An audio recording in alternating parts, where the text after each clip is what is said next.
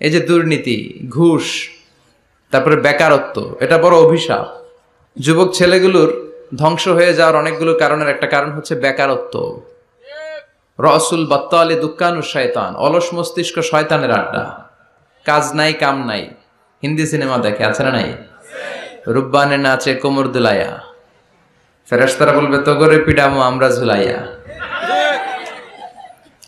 তো ওদের যদি কাজ থাকতো, যুবকদেরকে যদি ইউনাইটেড করা যেত, গভর্নমেন্টের পক্ষ থেকে ওদেরকে স্বাবলম্বী করার সুযোগ সুবিধা দিলে ওদের মাথার মধ্যে শয়তান ঢুকতে পারতো না। এজন্য আমরা বলি মনটাকে কাজ দাও। মনটাকে কি দাও? মনের আরবি হচ্ছে কলব। মনকে আরবিতে কি বলে? কলব। কলবকে কলব বলে এজন্য, কলব মানে পরিবর্তন হওয়া। কলব মানে কি? আমাদের মনটা সবসময় পরিবর্তিত হয়। এখন আছে এখানে, চলে গেছে ইন্ডিয়া, চলে গেছে আমেরিকা, চলে গেছে, কাবার কথা মনে পড়ছে, সৌদি আরব চলে গেছে। ভিসা লাগছে? কথা কন। এই যে ভাবলেন আপনার হৃদয়টা এখান থেকে ওখানে ছোটাছুটি করলো, ভিসা লাগে? লাগে না। এটার ভিসাও লাগে না, পাসপোর্টও লাগে না। তো এই জন্য কলব, মন, এটা সবচেয়ে বেশি ছোটাছুটি করে, সবচেয়ে বেশি দৌড়াদৌড়ি করে। তো যুবকদের মনটাকে, এটা লাগামহীন হয়েছে, এটাকে ধরে রাখতে হবে কাজের মধ্য দিয়ে। মানুষের মনটাও ছোটাছুটি করে, কাজ না থাকলে এদিক যায় ওদিক যায়, ভালো খারাপ সব চিন্তা দুশ্চিন্তা মাথার মধ্যে জট পাকে, ঠিক কি না? এই জন্য নিজেকে যদি কাজে ব্যস্ত রাখেন, এই পাগলামি মাথার মধ্যে ঢুকবে? কথা বলেন। এজন্য আমাদের স্লোগান হচ্ছে মনটাকে কাজ দাও। কি দাও? সবসময় নিজেকে কাজে ব্যস্ত রাখতে হবে। এই বেকারত্ব চাইলেই সরকার দূর করতে পারে। এই লাস্ট বিসিএস যেটা গেল, এটা কততম বিসিএস? 37তম। এটাতে অ্যাপ্লাই করছে কতজন জানেন? কত? যে পরিমাণে লোকজন অ্যাপ্লাই করেছে তাতে খুব সম্ভবত প্রায় 300 কোটি টাকা পেয়েছে গভর্নমেন্ট। শুধু যে ব্যাংক ড্রাফট করে অ্যাপ্লাই করা লাগে। এই বাংলাদেশ, ভারত, পাকিস্তানে, পাকিস্তান বাদ দিলাম, ওটার কথা কইলেই রাজাকার, কথা কয় না। বাংলাদেশ, ভারত, এই দুটার কথাই বলি। এই দুই দেশে চাকরি সোনার হরিণ, ঠিক কিনা? কেরানির কিছু পদের জন্য হাজার হাজার ডক্টরেট ডিগ্রিধারীরা ইন্ডিয়াতে অ্যাপ্লাই করেছে। বাংলাদেশেও এই করুণ দশা। তো এই যে বিসিএস পরীক্ষার্থীদের কাছ থেকে হাজার হাজার কোটি টাকা গভর্নমেন্ট নিয়ে নিল, এটা দিয়ে ওদের কর্মসংস্থানের দরকার আছে না নাই? এটা গভর্নমেন্টের দায়িত্ব, সরকারের দায়িত্ব। সরকার যদি এই কাজ করে, সরকার যদি ইনসাফপূর্ণ কাজ করে, তাহলে ইন দ্য ডে অফ জাজমেন্টে আল্লাহর আরশের নিচে সরকারের সদস্যদেরকে ছায়া দিবে কে?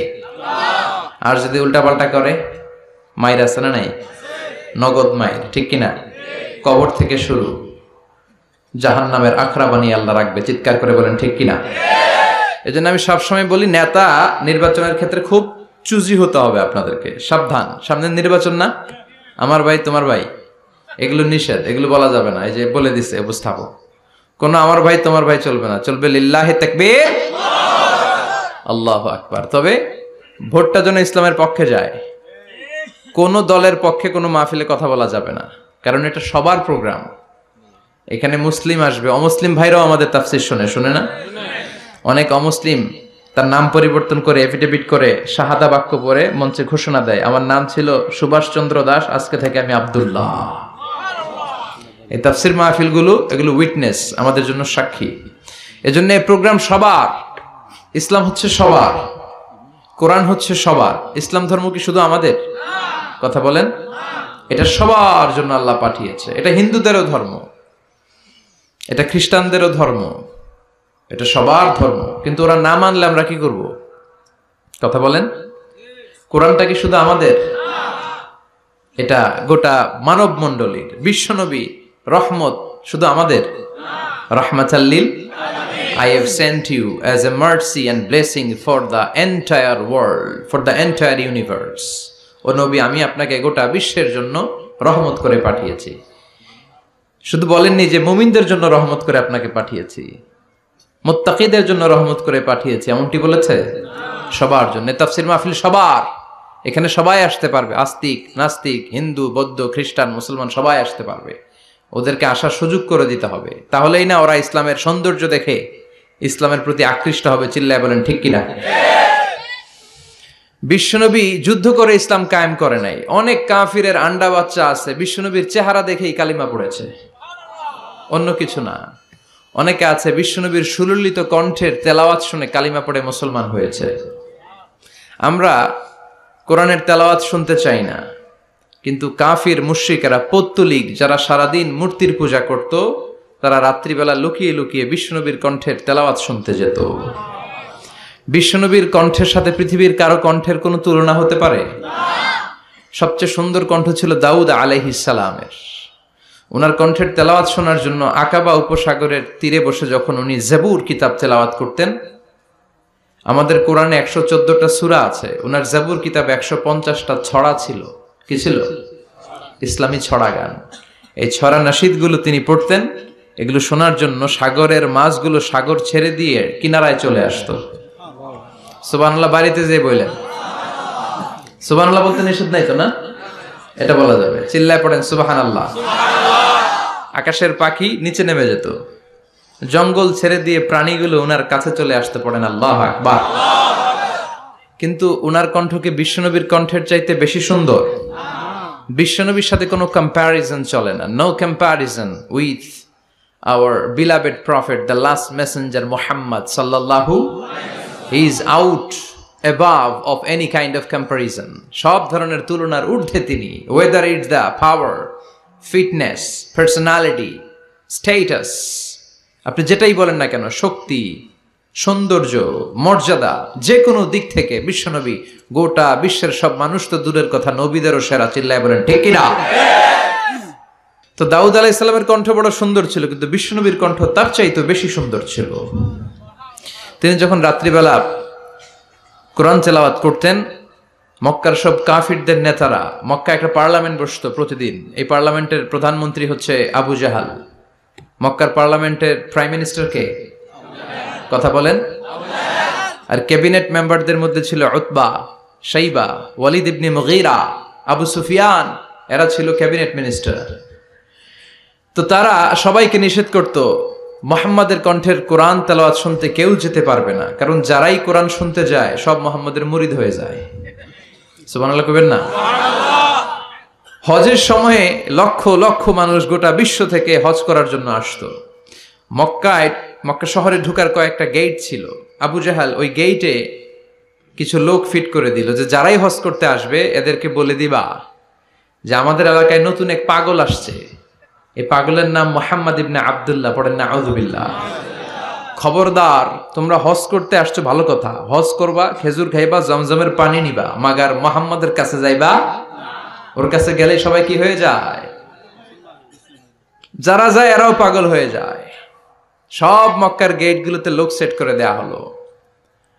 হজের মৌসুমে জিল হজে ঢুকতে লাগলো লোকজন। আবু জাহেলের সেট করে দেয়া লোকজন বলল, কেউ যাবা না মুহাম্মাদের কাছে, ও একটা পাগল। যারা আসতেছিল এরা কেউ কিন্তু বিশ্বনবীর কথা জানতো না। জানতো? ওরা যখন শুনছে একটা পাগল আছে, ওরা মনে মনে কইল দেখি তো পাগলে কি কয়। তার মানে অপপ্রচার কেমন যেন প্রচার হয়ে গিয়েছে। সুবহানাল্লাহ পড়েন। তো আমাদের বিরুদ্ধে অপপ্রচার করলে আমাদের প্রচার হয়ে যায়। আমাদেরকে জেলখানায় ভরলে আমরা জেলখানার সবগুলোরে আল্লাহওয়ালা বানায় দেই। চিল্লায় বলেন ঠিক কিনা? ইসলাম এটাকে থামিয়ে দেয়া যায় না। যারা ইসলামের বিরোধিতা করে এরা ইসলামের নেচারকে চিনে নাই। ইসলাম হচ্ছে চারা গাছের মতো। চারা চিনেন নাকি? কক্সবাজার কি বলেন? বীজ, বীজ বা চারা। এই বীজ, ইসলাম হচ্ছে বীজের মতো। ইসলাম বিরোধীরা ইসলামকে মাটির নিচে গেড়ে ফেলতে চায়, কিন্তু গাড়লে কি হবে? এটা তো বীজ। মাটির নিচে বীজ গাড়লে কি হয়? সুবহানাল্লাহ কইবেন না? মক্কার গেটগুলোতে দাঁড়িয়ে দাঁড়িয়ে অপপ্রচার শুরু করে দিল। Don't go to Muhammad, he is completely mad. পাগল, যেও না। সবার মনে চিন্তা, ঘটনা কি? কে এই মুহাম্মদ? নাম শুনি নাই। হজ করি আর না করি, আগে এই বেটার কাছে যাইতে হবে। আল্লাহু আকবার। সবাই বিশ্বনবীর কাছে যায়, চেহারা দেখে কোরআনের বাণী শুনে কালিমা পড়ে মুসলমান হয়ে যায়।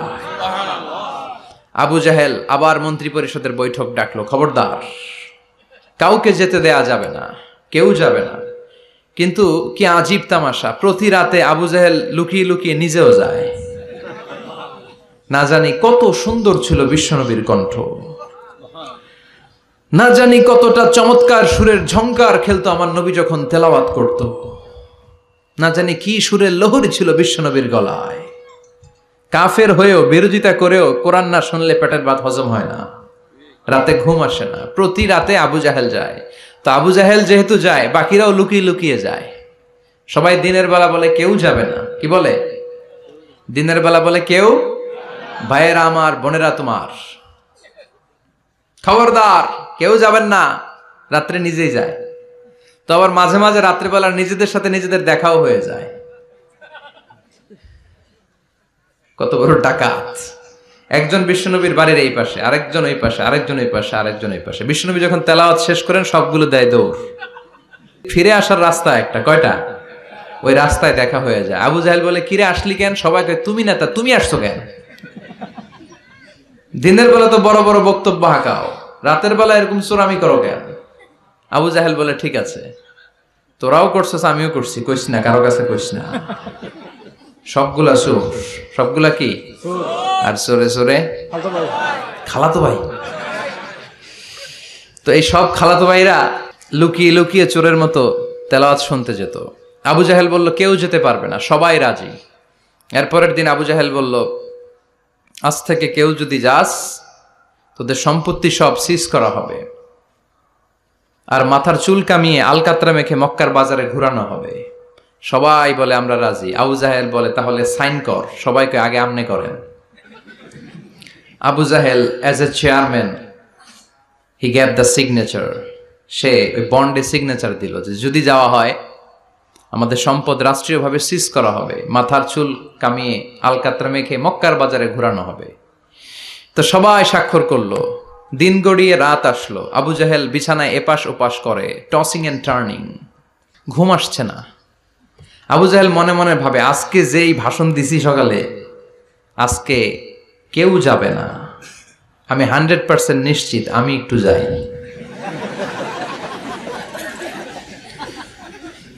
মজার ব্যাপার হলো উতবা, সাইবা, ওয়ালিদ ইবনে মুগীরা তারাও নিশ্চিত যে কেউ যাবে না।